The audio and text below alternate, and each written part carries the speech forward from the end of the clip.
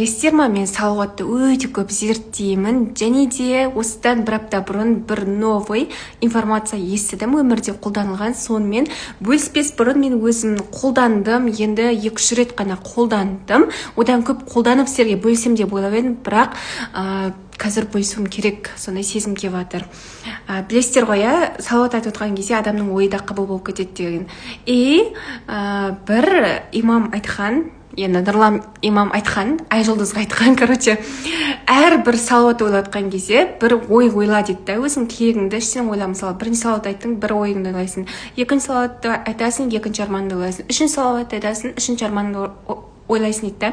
И ол салауаттардың саны күніне 3000 болу қажет дейді. Мен 3000-ға 2 рет жеткіздім, 3-ші рет жеткізген жоқпын, бірақ 2 рет жеткізген кезде де мен вау деп таң қалдым. Қазір айтам. Енді суть в том, что салауатты 3000-ға жеткізу қажет, және ол более эффективно болу үшін бір арманыңа 1 салауат, немесе бір арманыңа 1000 салауат жасасаң, немесе бір арманыңа 3000 салауат айтсаң болады. Бірақ салауатты айтып отқан кезде арманыңды ойлап тұруың қажет екен. Іште ойлап тұруың қажет. Енді ол халал дозволенный арман болу қажет та.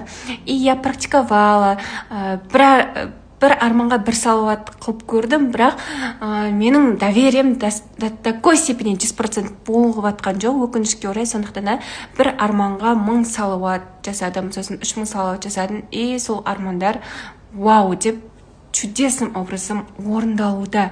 Сондықтан да сіздерге де кеңес берем, күніне прям 3000 салауат айтуға. Бірақ айтып отқан кезде бірінші ниет етеміз, одан кейін барып іштегі қатты мұқтаж болып отқан арманымызды тілейміз.